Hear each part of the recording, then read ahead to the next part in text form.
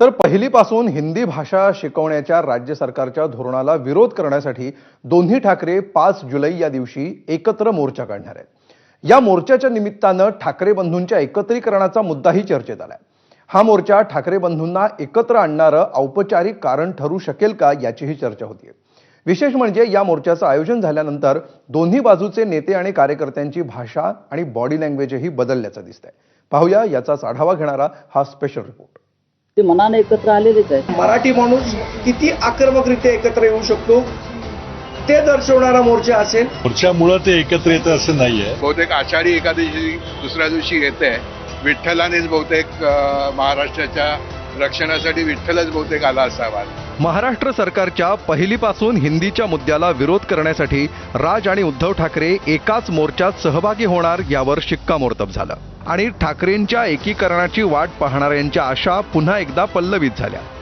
किंबहुना ठाकरे बंधू एकत्र येण्याच्या प्रक्रियेतलं हे जणू काही पहिलं पाऊल असल्याच्या प्रतिक्रिया राजकीय नेत्यांकडून उमटू लागल्यात.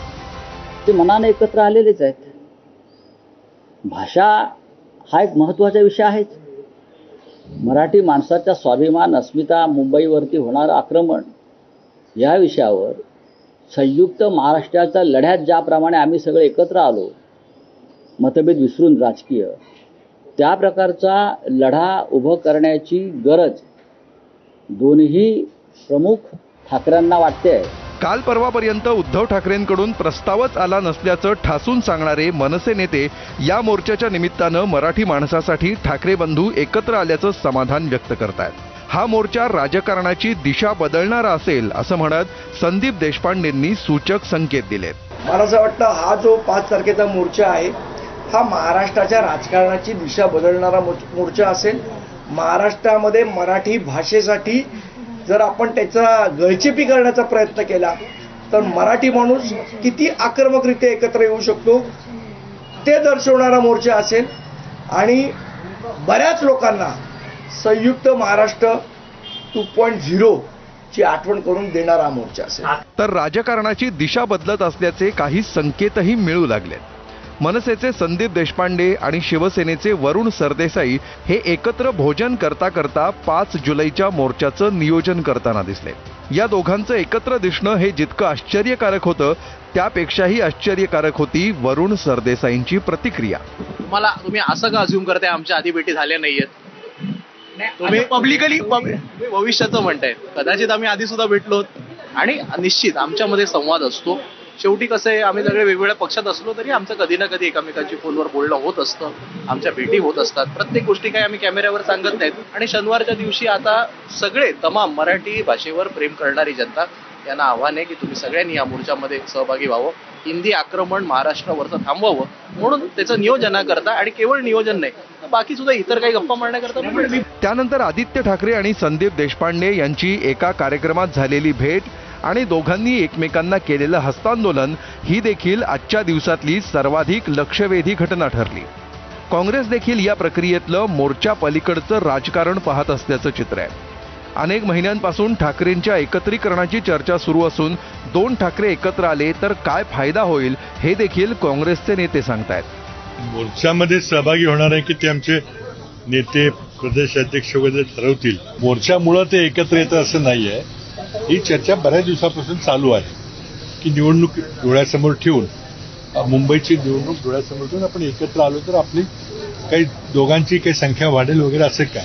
आता घरातलं भांडण आहे, वाद आहे, एकत्र आलं तर आनंदाची गोष्ट आहे. त्यात काय हे. पण आमची जी महाविकास आघाडी आहे त्या महाविकास आघाडीचे घटक हे उद्धवजी ठाकरे आहेत. त्यांनी कुणाबरोबर आणखी युती करायची त्यांचा प्रश्न. तर ठाकरेंच्या एकत्र येण्याच्या चर्चेला पवारांशी जोडण्याचा मोह भुजबळांना आवरलेला नाही. राजकारणातली अनिश्चितता अधोरेखित करत त्यांनी ठाकरे आणि पवार यांच्या एकत्र येण्याबाबत एकत्रित प्रतिक्रिया दिली आहे. असं आहे की राजकारणामध्ये आज काय ते आहे, उद्या काय होईल ते काहीही सांगता येत नाही. कुठला पक्ष कुठे जाईल, कोणाची युती होईल हे सांगणं मोठं कठीण आहे. मागेच मी सांगितलं 2 पवार 2 ठाकरे एकत्र या वगैरे वगैरे.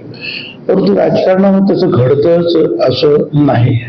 तर दोन्ही ठाकरेंच्या एकत्रीकरणासाठी आयुष्य वेचलेले सतीश वळंजू आणि राज उद्धव यांचे मामा चंदू मामा या दोघांच्याही चेहऱ्यावरचा आनंद असा ओसंडून वाहताना दिसू लागलाय.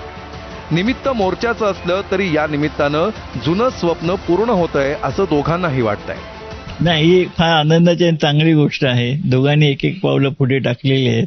आता लवकरच एक एक हात सुद्धा पुढे येऊन सेकंड करतील आणि पुढच्या वाटचालीला आणखी प्रतिसाद देतील असं मला मनोमन वाटतं. राज ठाकरे यांनी अलीकडेच एक वक्तव्य केलं होतं की ठाकरे ब्रँड कोणीही संपू शकत नाही.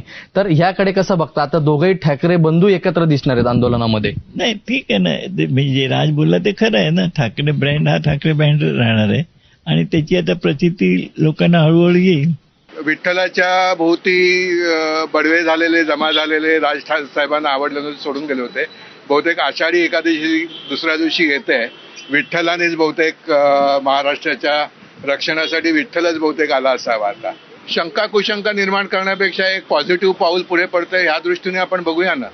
आपण आतापासून कशाला नाट लावायचंय? काय गरज नाहीये त्याची. तर पहिलीपासून हिंदीच्या मुद्द्यावर निघणाऱ्या मोर्चात तरी दोन ठाकरे एकत्र असणार आहेत. मात्र त्यानंतर या दोन्ही भावांच्या भविष्यातील वाटचालीचा मोर्चा कुठं वळणार याची उत्सुकता आहे.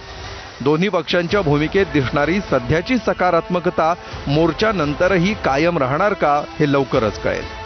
ब्युरो रिपोर्ट, ABP माझा.